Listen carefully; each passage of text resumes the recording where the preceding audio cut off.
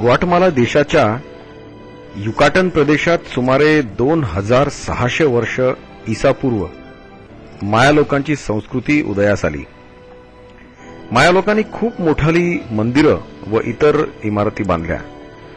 पुढे त्यांनी तिकाल, पॅलेंक, कोपेन, कलाकमूल वगैरे शहरांचा निर्माण केला। शहरीकरणावर आधारित असलेली ही संस्कृती इसवी सन 8व्या शतकाच्या शेवटास अस्त होऊ लागली। बांधकामासाठी त्यांना प्रचंड प्रमाणात चुना वापरावा लागला व त्यासाठी त्यांनी जंगलातील लाकडाचा जळणासाठी उपयोग केला। प्रत्येक मोठी इमारत बांधण्यासाठी अंदाजे 1000 एकर जंगल तोडले गेले असं शास्त्रज्ञ म्हणतात। निसर्गाने साथ सोडली व दुष्काळ पडल्यामुळे लोक राज्यकर्त्यांवर बंड करून उठले। समाजव्यवस्था कोसळू लागली व शेवटचे माया शहर इसवी सन 1697 साली स्पॅनिश लोकांनी काबीज केले। लोक शहर सोडून निघून गेले तशी जंगलांनी आपले साम्राज्य परत प्रस्थापित केले। इतिहासात अशा अनेक संस्कृती सुरू झाल्या आणि नाहीशा झाल्या। असं वारंवार झालंय। निसर्गाशी काहीतरी बिनसल्याचे प्रत्येक ठिकाणी पुरावे हाती लागले आहेत। कुणी म्हणेल आता आपल्याकडे तंत्रज्ञान आहे आणि आपण निसर्गावर मात करू शकतो, पण वस्तुस्थिती तशी नाहीये। चला आणखीन एक उदाहरण पाहूया। आजपासून फक्त 80 वर्षांपूर्वी 1930 साली मध्य अमेरिकेत लोकांनी शेतजमिनीचा असाच गैरवापर केल्यामुळे 10 कोटी एकर जमीन नापीक झाली आणि त्याचे जवळजवळ वाळवंटात रूपांतर झाले। आधी आली गुरं, मग आले शेतकरी, मग आले ट्रॅक्टर व इतर शेतीपूरक मशीनं। स्थानिक जातीचे गवत उपटून शेतकऱ्यांनी त्या जागी गहू पेरला। तिथल्या रेड इंडियन जमातीच्या लोकांनी वारंवार धोक्याचा इशारा केला। निसर्गाने साथ सोडली आणि दुष्काळ पडला। 5 वर्ष पावसाने तोंड फिरवलं। आधीच माती हलकी व त्यावर खोल मुळं असलेलं मातीला हजारो वर्ष धरून ठेवणारं गवत जागेवरच नव्हतं। मग काय, 1800 किलोमीटर रुंद असलेली महाभयंकर मातीची वादळं उसळली आणि अंदाजे 85 कोटी टन सुपीक माती समुद्रात उडून गेली। लोकांची घरं धुळीनं भरली। शासनाने खूप मदत केली व बहुतांश लोक त्या जमिनी सोडून इतर ठिकाणी निघून गेले। अमेरिकेसारख्या बलाढ्य देशालाही निसर्गाशी खेळल्याने काय होतं त्याचा धडा मिळाला।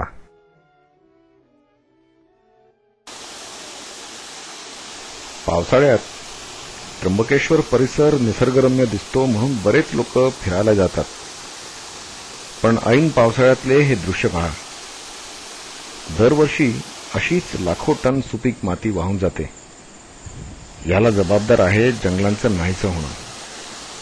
एकदा जंगल गेलं की पाण्याला अडसर राहत नाही आणि पाणी मोकाट सुटलं की बघा काय होतं ते। जंगलात झाडं असली की भरपूर प्रमाणात पालापाचोळा जमिनीवर असतो, ज्यामुळे पावसाचा मार जमिनीवर पडत नाही।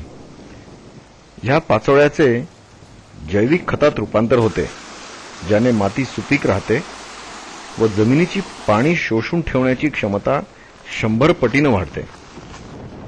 झाडांची मुळंही पाणी रोखून धरतात, जेणेकरून पाण्याला जमिनीत जिरायला वेळ मिळतो व विहिरींना, नदी नाल्यांना पाणी राहतं, जे जनावरांना, गुरावासरांना व माणसांना वर्षभर पुरतं। हे आहे काश्यपी धरण। डोंगरावरून आलेल्या गाळाने पाणी कसे मातकट झाले आहे बघा। काही वर्षांनी धरण गाळानं भरून जाईल व मागे राहील अशी खडकाळ नापीक जमीन। जंगल परत जिवंत करण्याऐवजी आपण मोठाली धरणं बांधतो, पण मूळ मुद्दा मात्र तसाच राहतो।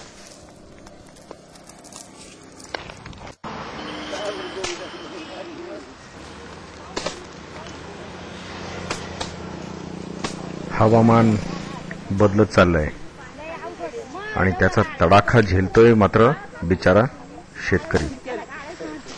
करतोय कोण आणि भरतोय कोण? पाणी व हवेच्या प्रदूषणाला तर सीमाच राहिली नाही।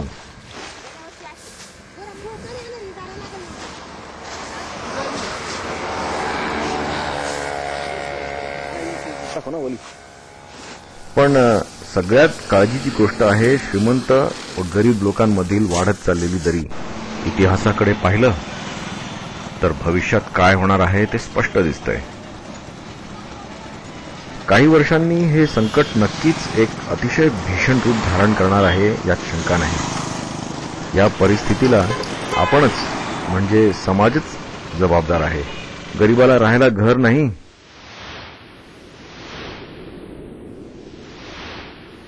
आणि मुंबईत एक कुटुंब 27 मजली इमारतीत राहत आहे. हे पाहिलं की माणसाचं कुठेतरी काहीतरी चुकत आहे असं नाही वाटत. आमच्या गावात आम्हीच सरकार गडचिरोली तालुक्यातल्या मेंढा नावाच्या छोट्याशा आदिवासी गावातल्या ग्रामस्थांनी घोषणा दिली आणि कामाला लागले. कायदा त्यांच्या बाजूने असूनही त्यांना सरकारी यंत्रणेशी बरीच वर्ष लढा द्यावा लागला.